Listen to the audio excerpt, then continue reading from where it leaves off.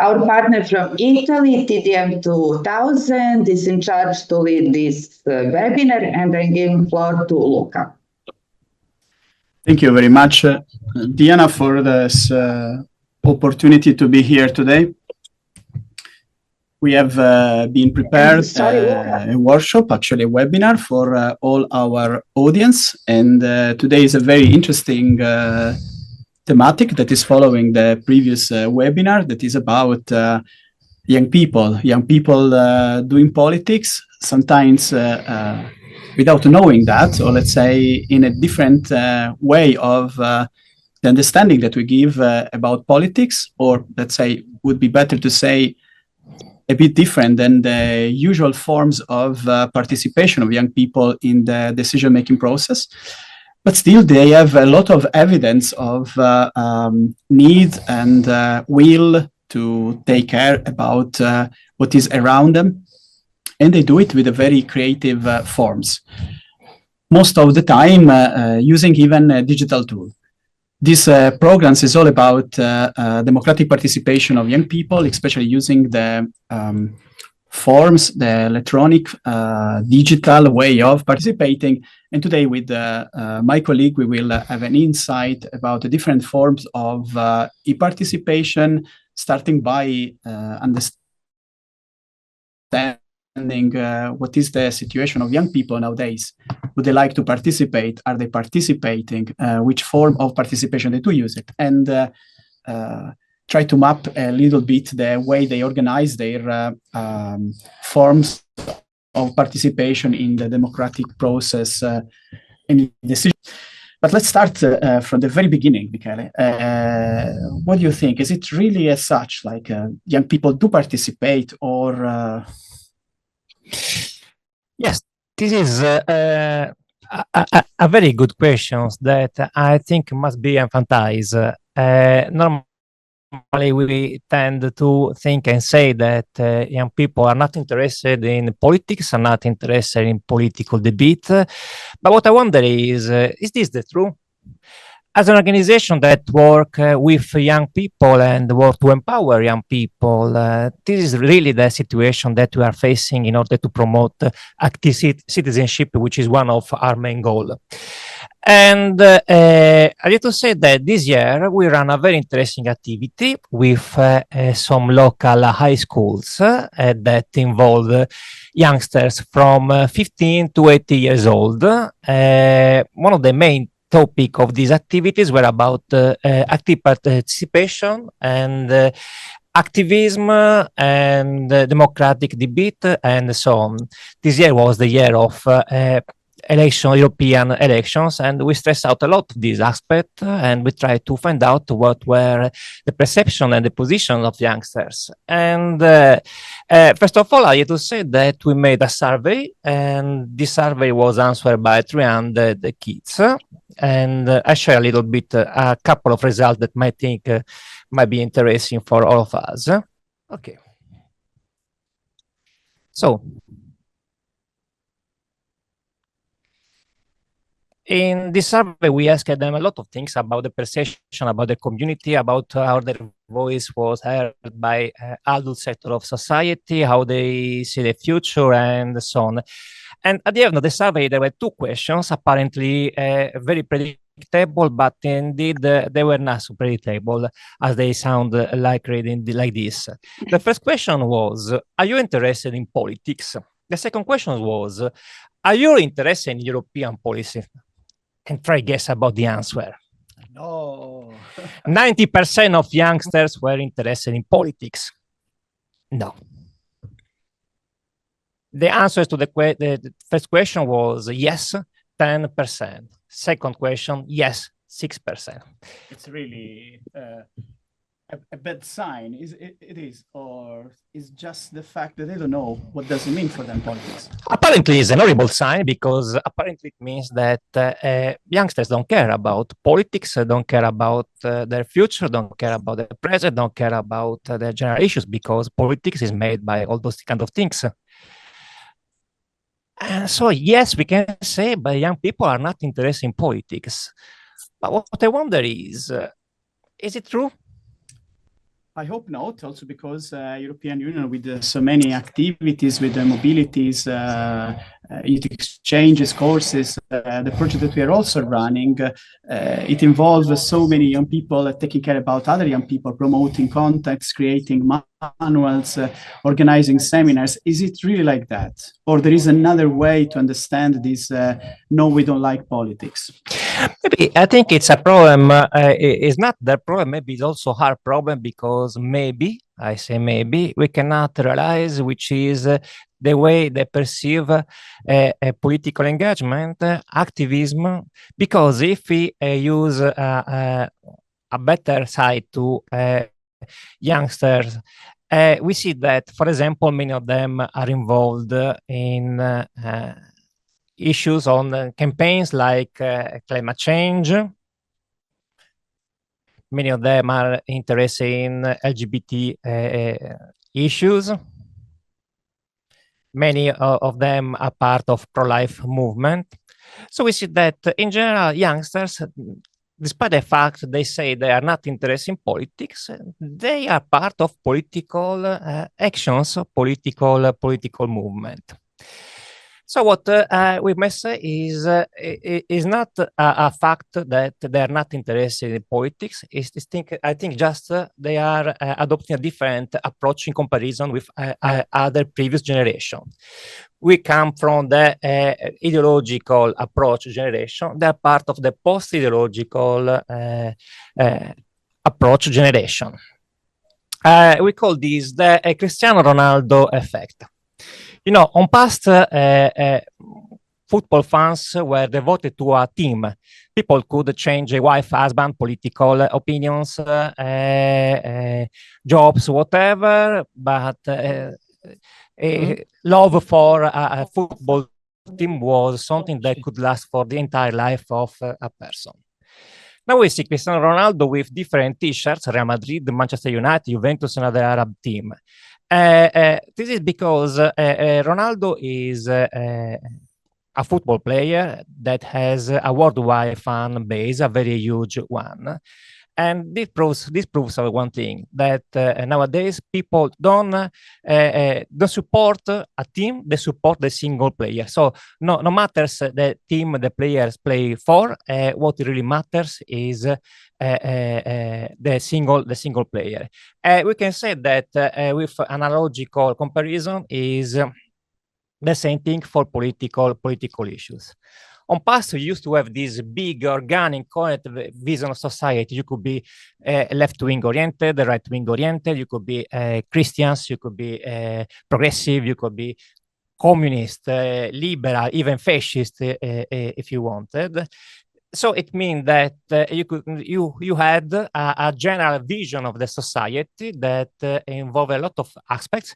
You are not forced, of course, to agree with all those aspects, but in general, let's say there was a current vision of society. Instead, now we are having an issue-based approach. So many of youngsters don't even think of themselves like left-wing oriented or right-wing oriented, but they are more focused on single issues. Climate change, civil rights, war, pacifism, movement, LGBT issues, traditional values, patriotism, or whatever you want. So, for example, you could find someone that is a supporter of LGBT movement that maybe is also supporter of creating new nuclear plants, which was something that would be very unusual on past, because maybe LGBT supporter would be part of the left wing that are against nuclear plants. And just to make another example, you could find someone that supports traditional values, but at the same time has a very strong environmental feelings, just to say.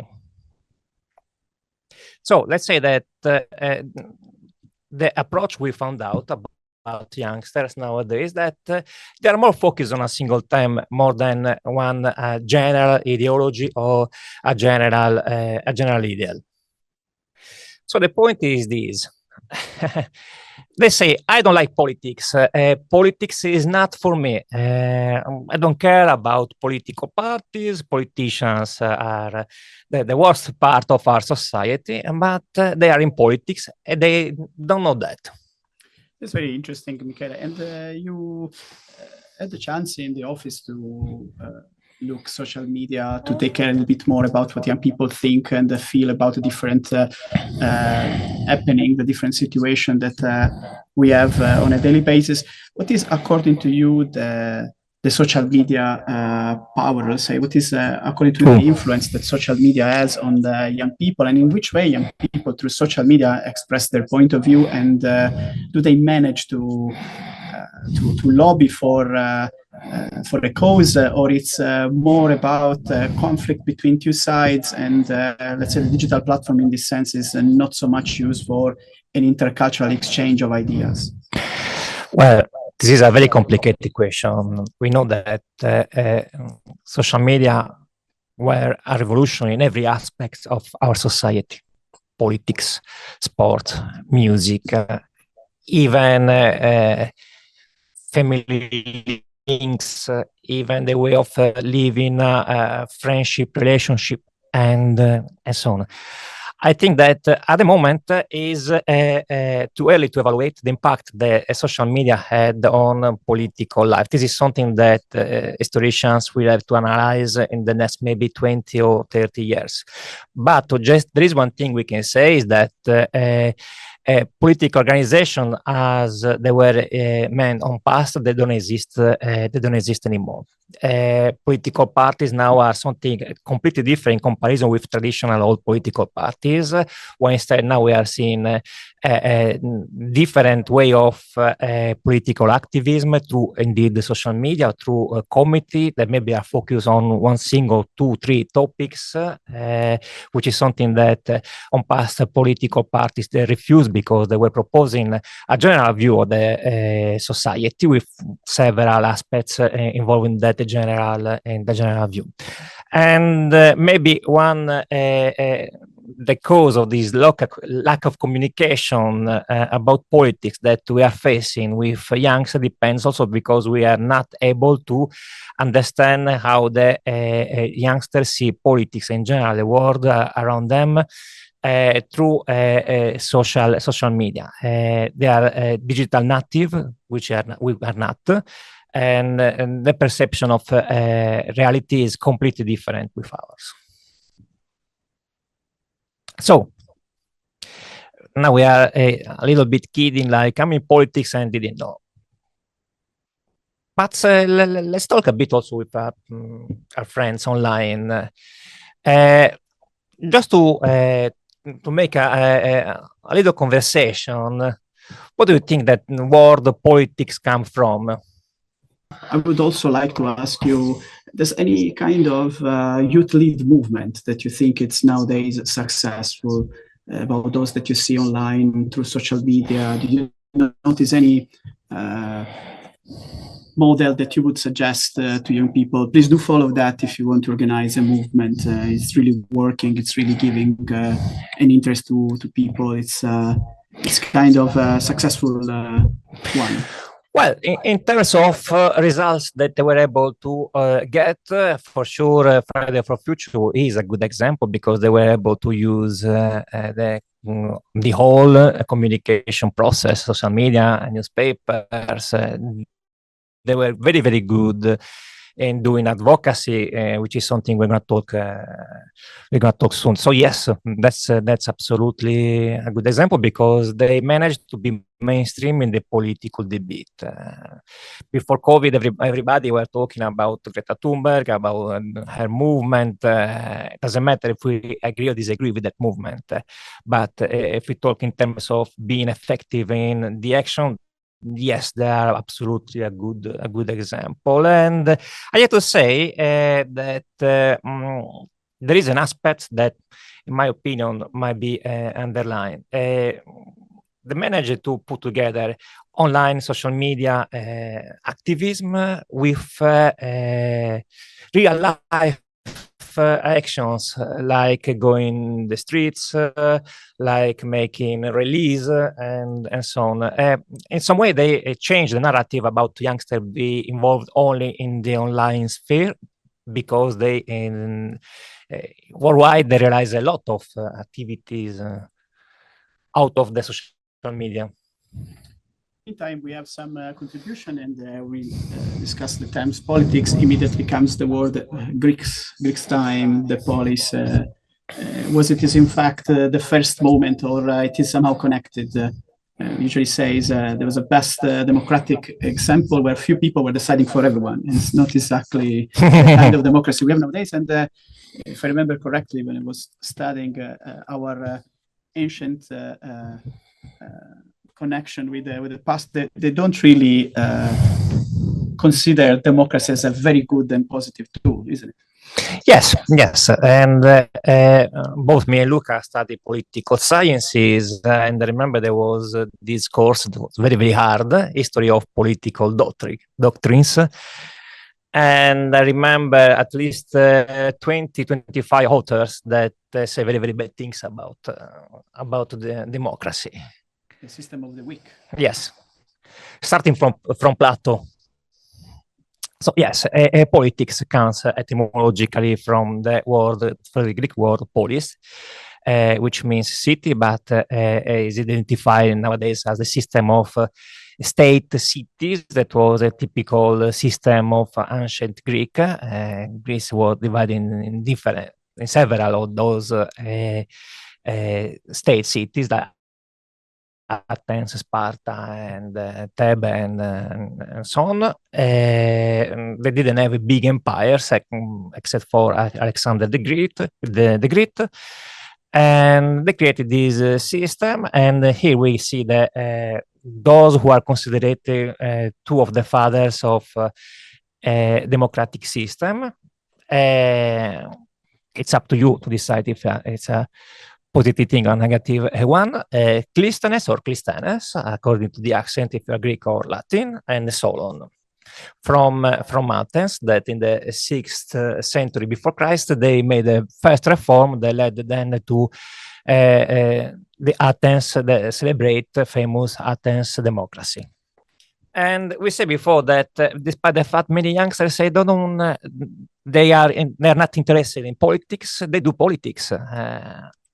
Because politics is about whatever you do for your community, and we have a lot of examples about doing politics, even if we don't like this word. And this is the activism, which is doing something for my village, even for my nation, even for my European Union, if I feel to do it. And it's something like doing politics outside political parties. Political parties don't have the monopoly of doing politics. Thank God it's possible to do politics even if you're not a member of political parties. Otherwise, it would be very, very dramatic. Then that normally happens only in totalitarian system like the Soviet Union or other system like that one. So doing something for your community, I will give you an example. Promoting awareness of environmental issues. In our network of association, a lot of youngsters are involved in this field. And this is a very, very predictable example, a very mainstream example, but also support civil rights. I don't like politics, but I hate racism, and I'm member of a committee that struggle against racism in my city. Yes, so even if I don't like politics, I do politics. Dissemination of sports culture, for example. Or even if I think that art would be a very powerful tool of inclusion in my community, even that, even if it doesn't sound like that, is a political stance. And we can make hundreds of examples like that.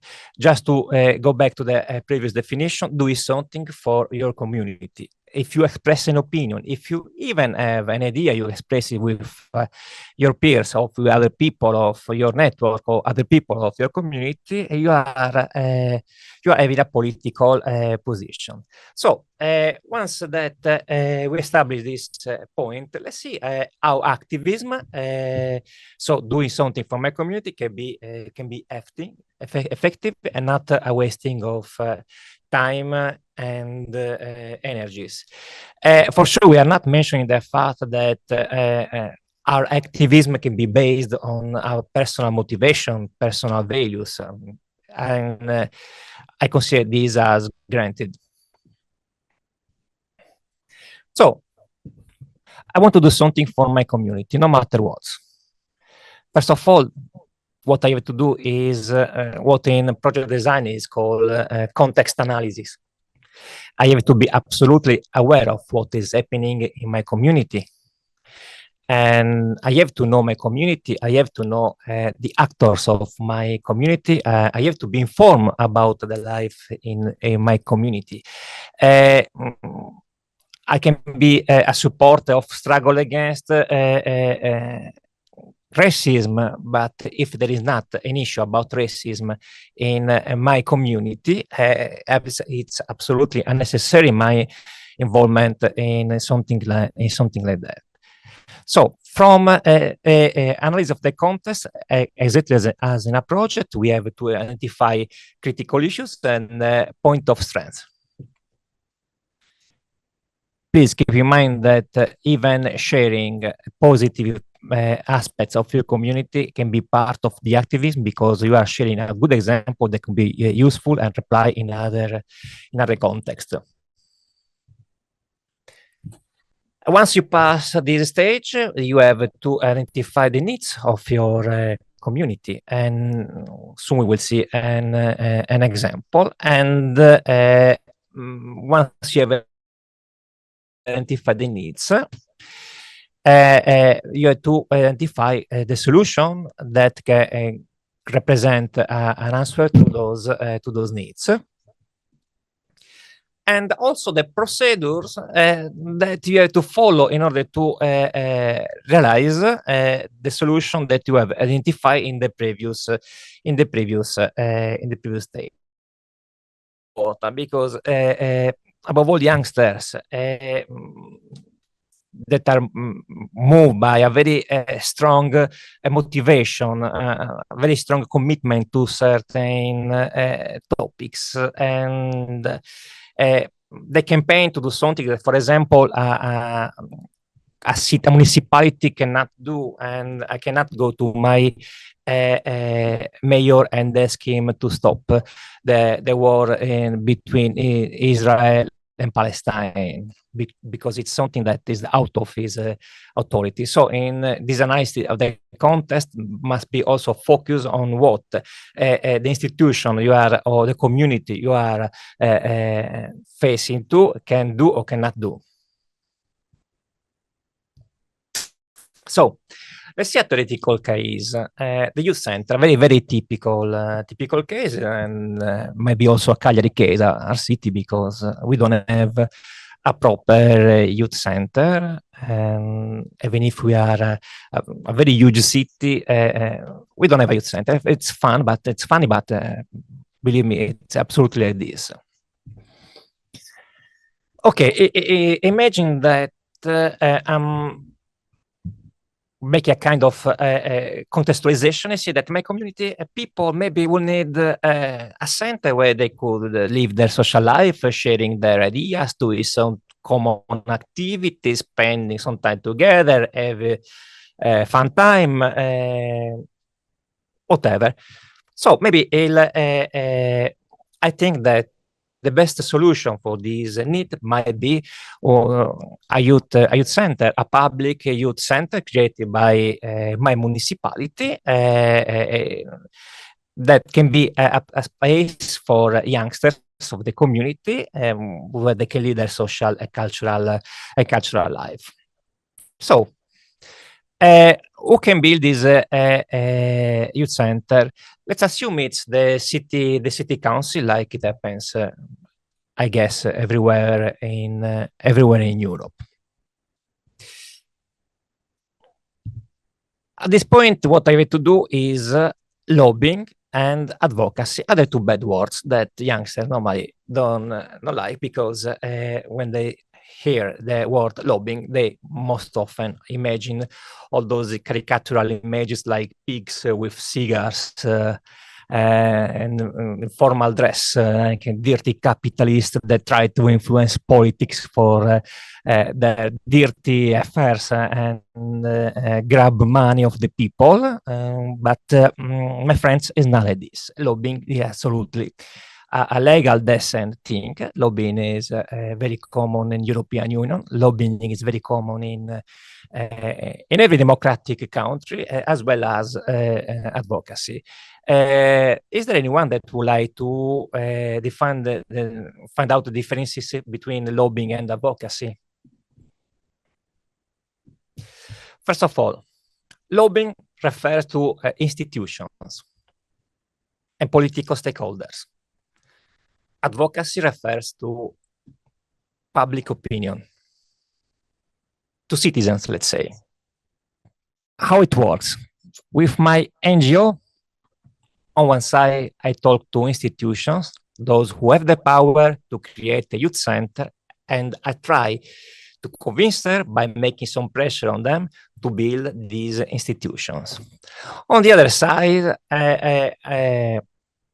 I try to make my community public opinion aware of the fact that a youth center may be very useful for their sons and daughters. And in order that they also make some pressures on institutions, they help me in convince institutions about the importance of this the youth center. So these are two different actions aimed at the same goal, but structured in a different way. Lobbying, we say, it's focused on institutional process, which means that I have formal or informal meeting with institutional representatives. For example, the mayor, who has the power to decide about the youth center.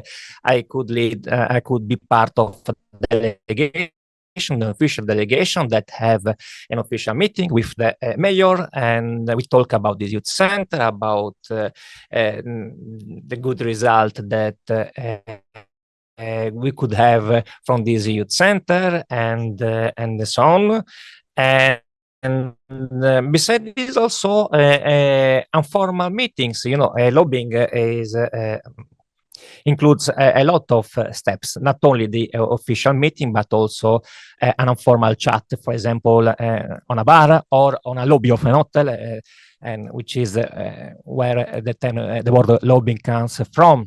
Plus technical meetings. I meet with the officers of the municipality in order to discuss about how these youth centers should be shaped. Also, a monitoring of institutional process. Okay, I talk to the mayor say, yes, I do agree with you, and we will build this youth center. Thank you very much, Mr. Mayor, but starting from that point, I have to be sure that you do what you have promised to me. That means following the official meeting of the city council, reading all the acts published by the municipality, be sure that it's not going to be a simple promise, but a concrete act, also from an administrative point of view. And at the same time, while I'm convincing municipality about the building of the youth center, I need to convince also the public opinion that the youth center will be very good for the city. So I make public campaigns, I make conferences, I make initiatives, press campaign, street activities, exactly like, for example, Friday for Future do normally every Friday. And assuming that the process is concluded, I have also to make a serious and honest evaluation of the result. Did I manage to get a youth center built? If so, does the youth center meet the needs of young people? Did the process go according to the expected methods and timeframes? What went wrong? What worked? These are all the questions that we have to consider while we are evaluating the result of our activism. Also because this might be just a first chapter of our activity as an NGO. One day we talked about youth center, maybe the next day we will talk about a park or a youth center for Erasmus Plus project or whatever you want. I need to stress the fact that we must be as realistic as possible when we consider the reality. Even if we don't like politics, even if above all we don't like politicians, if there is a city councilor for youth policies, that's the person we have to talk to. And it doesn't matter if his or her ideals are the same as ours. It really doesn't matter because we are an instrument of our community. And about this, I saw during my 22 years in TDN 2000 a lot of very smart, talented, skillful people that could have a lot to give to our societies in terms of ideas, in terms of project, in terms of actions. But they most often they did tend to hide what they were doing because politics was something else. Political debate was something else. They didn't want to be involved, and that was really a pity because also for the community, it's something that they are losing. It's an opportunity that we are not using to grow up as a community, grow up as a youngster, grow up as NGOs. It is very interesting, this model that you present, that it is very interesting, the example that you show, and this model that can lead young people to express their opinion, their perspective. And I wonder actually how easy, difficult, and how possible it is to do all of that through digital part, like until a person do not go in the street to protest, or until a person do not interact with the politician, until a person do not involve other young people with the same idea. Is it possible to do all of that? I mean, is it possible to have a digital participation of young people that can lead to a change, and to lead to do advocacy, to lobby for a cause? Is it reasonable to ask ourselves that nowadays? Is it what young people are asking, or we should simply switch off the platform and go back to the 70s, if it's not to a decade where we were studying university? What do you think? I think that social media has a very important strategical tools. Thanks to social media, we have the chance to gather people from different parts of the world around the same topic, around the same issue, around the same campaign. Going over geographical, social, cultural obstacles. Thanks to social media, we can know in real time what is happening on the other side of the world. So it's a powerful instrument for political campaigning, for activism. But I think that the social media solely are not enough to achieve a concrete result. Of course, you can spread awareness about a certain topic or certain fact. I'm not sure that you can reach a result. Another question that comes to my mind is we spend nowadays a lot of time by reading news online. Is everywhere, media. How easy, difficult is to protect ourselves towards this misinformation, disinformation, when everything is in the under 60 character, and let's say in 30 seconds we have to take a position left or right. How is it possible? What we should suggest to young people to to take care of. If they want to be sure that they are running a movement, they are doing without receiving such kind of information, in the end will simply mislead people rather than united for a cause. Talking about disinformation and misinformation, all this enormous amount of information we are surrounded by is itself a kind of disinformation. Is called entropy. And when you have in front of you 1 million of facts and 1/10 of them are false, it's difficult to establish in a very quick time which is the good information, which is the bad information. This is a typical tactical of misinformation made by all those who want to hide the truth in every system, in every age. Now has reached a dramatical level because we never had all those instruments we were talking before. I able to say that I think it's a process of changement. In 2024, we are facing a lot of problems about managing all this information. I think we also have to grow up as a society and to get able to manage the social media in a proper way. But instead I have a question for you, if I can. And you are a trainer. You work at, let's say, in all the countries of Europe. You are a trainer for thousands of people since very long. How they change in comparison with the youngsters were when you began doing this job? I would say that young people generally are very informed nowadays more than before, and I find what you were sharing with us pretty clear every course. Sometimes there is a shift between a cause and another one according to what is the message that they receive on internet. There are definitely certain improvement, if we can say so, in the protections of human rights. Certain issue that 20 years ago was taboo to talk. Nowadays, I see young people are very happy to share, very happy to discuss, as well as it's evident that so many information that they receive on internet brings as well a lot of anxiousness.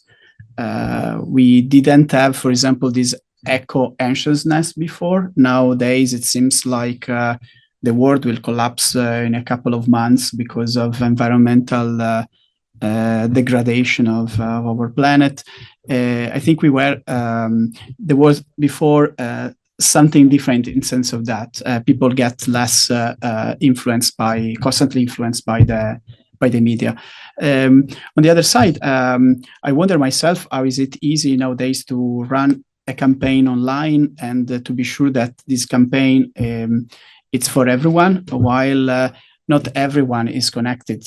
So the same problems we had at the time, that was how we can involve young people that are not the usual one, not in the bubble already. Is it today? Because also today, even when internet is connect all of us, and even where everyone can express a point of view, there is still a problem of what about those that are not connected, not engaged, those that don't want to participate because of privacy issue, because they don't want to share their perspective. I mean, today we are connected and we can say whatever comes in our mind, but it's not always like that. There are situations where you express a point and then someone will ask you, what about that? I think this ultra connectivity that we have nowadays changed in this sense the participation of young people. Another interesting element is that today it's possible to me to talk with so many different friends around the world. At the time that was not possible, so it's probably much easier today organize a global movement, putting I like if I see something that goes in my values, even without going down in the street and take a little bit of a time to participate for this cause. And I still wonder myself if this is a participation, if this digital participation is what is it good, or instead if this kind of participation enable those that have the power to keep on doing what they're already doing, keep the power and not necessarily make any change. And in this sense, let's say I still wonder, and participating in this project will give me a new feed to understand that. Yes. For example, all these city councils in Europe or the parliaments,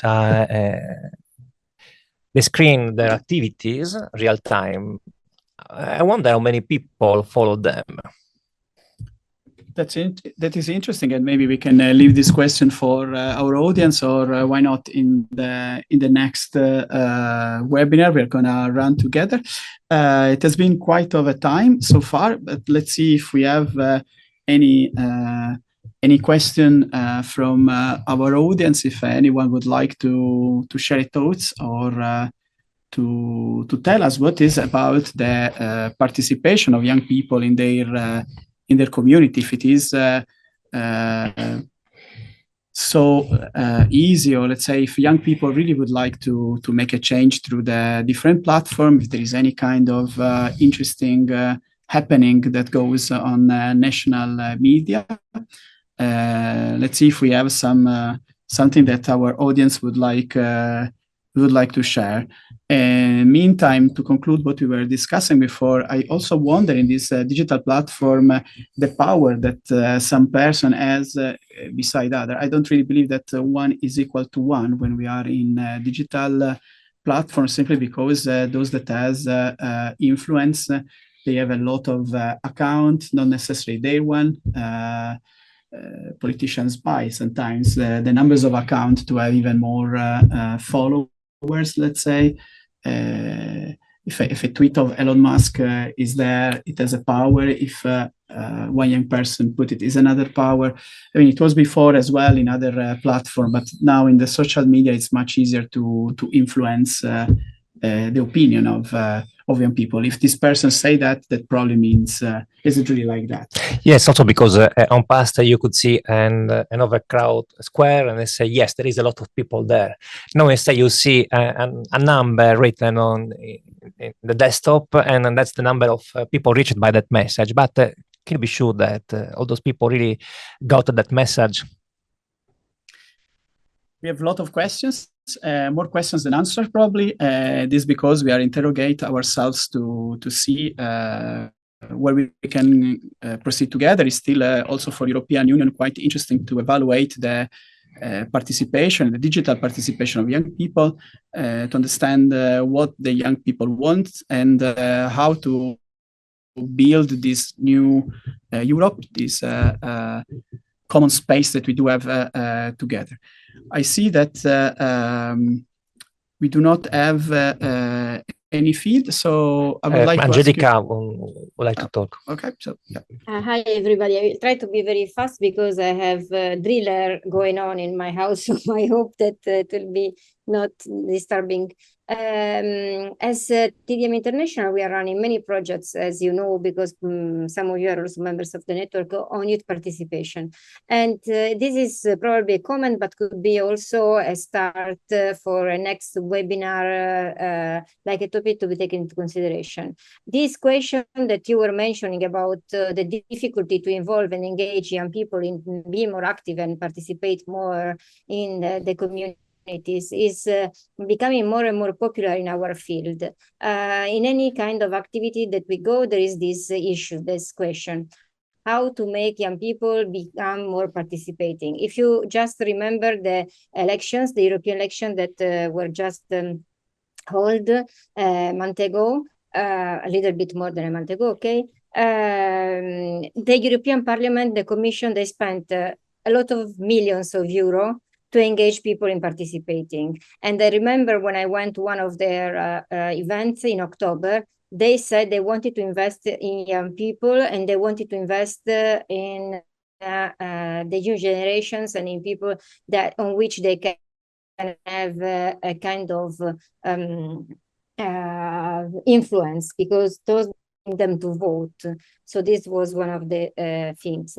Nevertheless, after all these millions that they spent, you all saw the results that there were for the European elections. So the problem, it's there, it's true, it's real, and it's for sure related to how the society is evolving. We have to consider that, like also for other situations, like the participation to Erasmus Plus or other activities that in the past were very much interesting for our young people. Now probably they're not anymore so interesting. So probably an idea could be to start thinking of different ways of understanding also participation. Luca was mentioning, also Michele said, there are different ways to participate, protesting, supporting the sustainable development, or protesting against climate change and all these things. These are, of course, ways of participating, and they go on digital tools mainly. So what do we want? What are we expecting from these young people to participate? Probably we have, not only we, like trainers and youth workers, because we work with young people every day, but probably also the European Commission, the European Parliament, they should start to think in a different way of participating. Not like 40 years ago, 2010, even just closer, 10 years ago, but now it's different, the way of participating. Projects that are engaging people like they were 30 years ago probably will not be effective for the new times that we are living. Sorry if I took some time, but I think we need modernize our way of thinking in this sense. Thank you very much, Angelica, for sharing these thoughts with us. I do also believe that it doesn't exist this emptiness, in the sense that when there is an empty space, someone feel it. It might be young people, or it might be other kind of people, not anymore a young person, but nevertheless, if we do not have an answer by young people in the sense of what you were mentioning, to go to vote, then of course the legislative power will always be a representation of other band of our community. Democracy in the end is also that. Those that go to vote and have majority has the right to lead.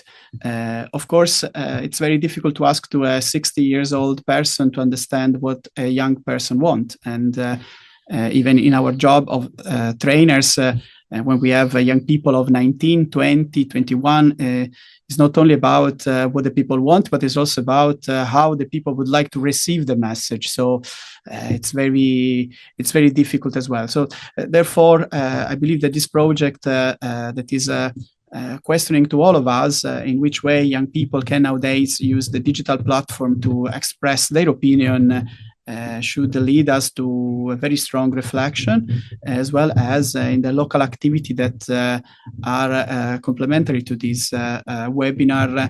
We should be engaged to understand in which way to change this participation and this possibility for young people to go to vote. In some country, we do have even 16 years old youngsters that can vote, and they can vote from home, and the participation still is not that good as they would like. So even when the age is different and the different method of voting is there, still we encounter not the, let's say, majority of the people that go to vote. It's interesting, and we need all of us to come up with some solutions, some recommendation that we can deliver to our policymaker. And with this message, I think now it's time to close our webinar, to say a big thanks to all of you that participate until now. and to give you appointment for the next, that will be probably in the months of September, where we will talk about digital participation, in which way we are actually receiving information from internet, what is our understanding of digital participation, and we all gonna work about the barriers and the difficulties, is not only the positive aspect that digital participation brings to all of us. So thank you very much. Thank you for Michele that support us with a very interesting insight on creating a movement also online, and thanks as well for Roberto that is taking care of all of us by broadcast this video. I give the floor back to Diana, and see you soon for the next webinar with all of you. Ciao. Ciao.